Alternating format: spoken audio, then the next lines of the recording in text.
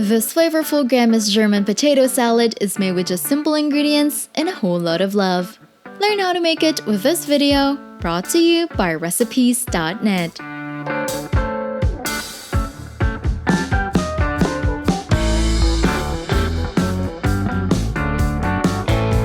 Start by cooking the bacon until brown and crispy on both sides. Set aside.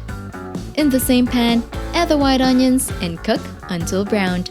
Add in the water, salt, ground black pepper, red wine vinegar, and granulated sugar. Bring to a boil. Add the potatoes and parsley, then mix to combine.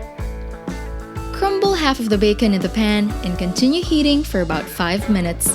Transfer to a serving bowl and top with the remaining crumbled bacon. Garnish with chopped parsley before serving.